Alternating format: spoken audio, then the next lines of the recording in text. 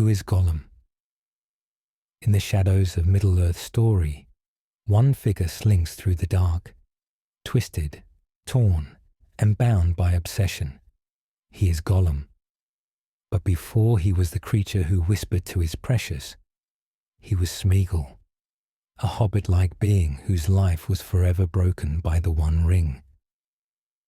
Born in the Store Hobbit folk in the year 2430 of the Third Age, Sméagol lived peacefully with his family near the Gladden Fields. On his birthday, while fishing with his cousin Sméagol, fate struck.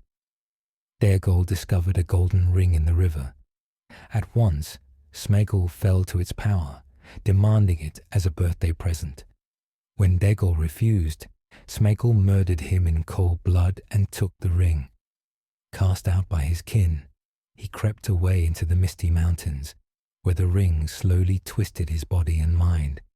He became pale, gaunt, his voice warped by a choking cough. From that sound came his new name, Gollum.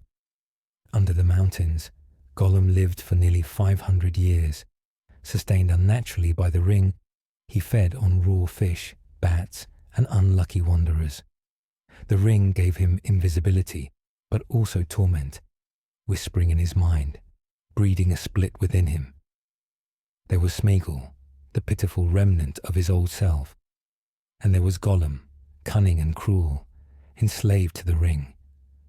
Alone he muttered to himself, torn between loathing and love for his precious.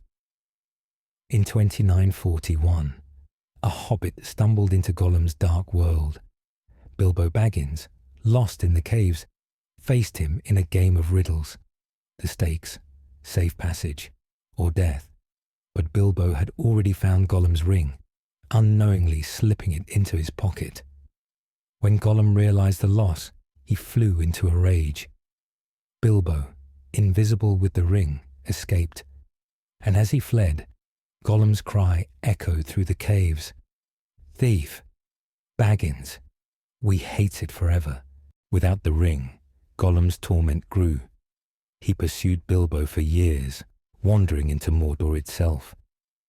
There, he was captured and tortured by Sauron's servants, revealing only the words Shire and Baggins. Later, Aragorn caught him, and Gandalf questioned him. Yet he slipped free, vanishing back into the wild. Always, his hunger for the ring drew him onward.